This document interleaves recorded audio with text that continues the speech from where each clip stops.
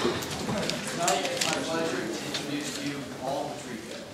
Paul is a sophomore in chemical engineering with minors in both environmental engineering and engineering leadership development.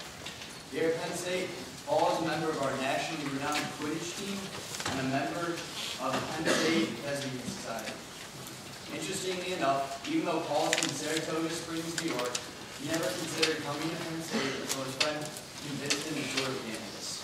Lucky for us, he fell in love with the campus and decided Penn State was the place for him. Please give Paul Butrico a warm welcome.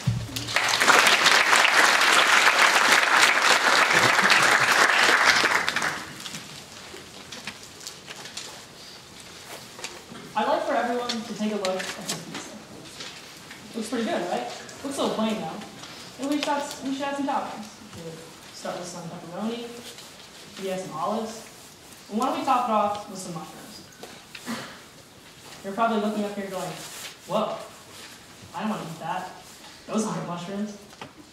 Well, I might agree with you that I would never want to eat something like this, but these are in fact mushrooms. They're just in a form you might not have seen before. Hi, my name is Paul Butrico. I'm a chemical engineering major here at Penn State, and like Kirk said, I also have a minor in engineering leadership development as well as one in environmental engineering. And I'm here to talk to you about what you just saw laying on top of that pizza, and that's mushroom packaging and how it could substitute styrofoam in today's shipping industry. So today, I'll begin by discussing the styrofoam problem and how it's gotten to be such a large issue. I'll then go into the production process of mushroom packaging, as well as how it could be implemented on a global scale. I'll finally end with a direct comparison between the two products. Now, where does the styrofoam problem begin? Let's look at its production materials. Oil. Styrofoam is an oil-based product, and you're going to need 1.5 liters of petroleum for every cubic foot of styrofoam that you produce. Now go into the production process itself, and you'll see that styrofoam produces 57 toxic byproducts that, if released into the air, into the air supply, they can clog up our ecosystems, and you can even harm the people who work in these factories every day. People who are exposed to large amounts of styrene, the main component in the production of styrofoam, are subject to ailments such as itchy skin, itchy eyes, and an irritated respiratory tract. So let's complete the process. Get your styrofoam, put it in a box, it's ready to ship, right? But think about it.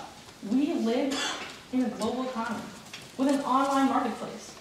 And thanks to websites like Amazon.com, you can ship anything you want at any time, anywhere in the world with a click of a button. And that has led to massive amounts of shipping. According to CNBC.com, UPS and FedEx alone ship 6.5 billion packages every year. And that number is only expected to rise. But what do you do when you get your package? Well, you take out your goods, take out your styrofoam, and you throw it in the trash.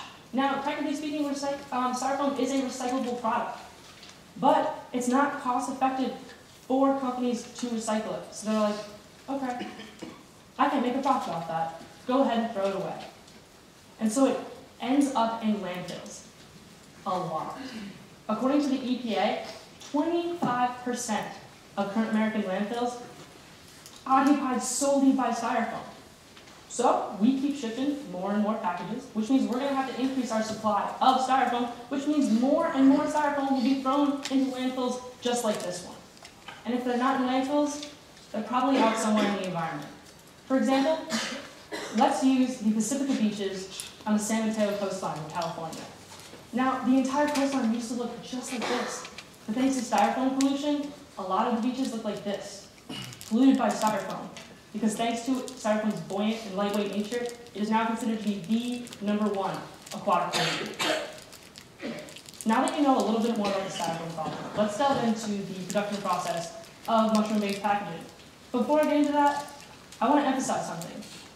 Mushroom packaging isn't made, it's grown, just like any other plant. And the main component in its growth process is this material called mycelium. Now, mycelium is basically just a fancy word for mushroom roots. And what it does is, when introduced into a food stock, it digests that food stock, spreads throughout it, and in its wake leaves a white, dense polymer that acts as a glue that holds our package together. So there are 4 main steps in producing this. And the first one is to grab that food stock. And in our case, all it is agricultural waste, something that farmers don't even need anymore. So step 2 is to take the agricultural waste, mycelium, introduce them and put it into a mold. And step three is really where the magic happens. You place the mold in a dark room for approximately 5 days. As you can see here on the screen, the dark material is agricultural waste and the white material is mycelium. And over the course of this 5 days, it spreads out, branches out, gobbles up that food stock, and its weight leaves behind that white, dense polymer. So after the course of 5 days, it's taken out, it's dried, and it's ready to go.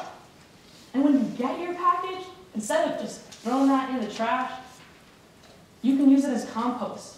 And it'll actually benefit future generations of plants. Now this is a really neat process, but how could this be possibly implemented on a global scale? Different areas of the globe produce different kinds of agriculture, which means different kinds of agricultural waste. Well, that is where the diversity of mycelium comes into play. You see, mycelium can digest many different kinds of agricultural wastes. So, say you live in North America, or you live in Europe. You could be using a buckwheat husk, or an oat hull as your agricultural waste. Or maybe you live in Asia. You could use a rice husk, or a cottonseed hull. It doesn't matter, you're still going to get that same product at the end of the growth process.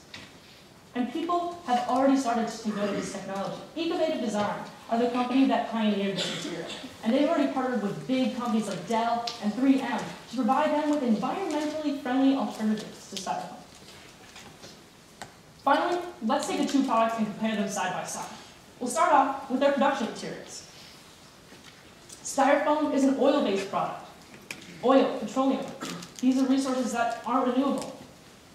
All you need to start making mushroom packaging material is that mycelium and agricultural waste, something you can pick up from a local farmer. Next, let's discuss the production process and the number of byproducts. I'd like to take you back to this slide. Each one of these symbols represents one of the 57 toxic chemical byproducts that styrofoam produces in its production process. Do you know how many byproducts that the growth cycle of mushroom packaging produces? 0. And because every one of your production materials was all natural, it is a 100% biodegradable product. And everything you put into that mold, you're going to get out of the mold. So you also have a 100% yield. Lastly, let's talk about how long it takes to decompose.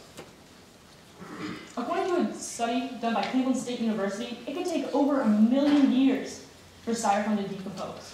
To put that into perspective, roughly 1 million years ago, humans just started to learn how to use fire. Now compare that to the only 90 days that it takes mushroom packaging to decompose as compost. In about 90 days, most of the people in this room are going to be like this poor girl studying for her finals. But I've left out two of the most important categories. Cost and performance. Those are the ones that the big companies care about, right? Well, when you take a look at it, styrofoam and mushroom packaging perform identically when used to protect goods in the shipping industry. And the entire process that I've detailed today about styrofoam is cost competitive when compared to the growth cycle of mushroom packaging. Today, I've discussed with you the styrofoam problem and how it's gotten so out of hand. I've also discussed the production process of mushroom packaging and its growth cycle, as well as how it could be implemented globally. And finally, we just ended with a side-by-side comparison of the two. Why are we throwing all of our packaging material in the trash when we could be putting it into our gardens? Mushroom packaging is a performance-effective, cost-effective, environmentally friendly solution to the styrofoam problem. It's time that we start thinking about how mushrooms can lead us down a path to a brighter, greener future, instead of just thinking that they're another topping that we can put on top of our pizza. Thank you.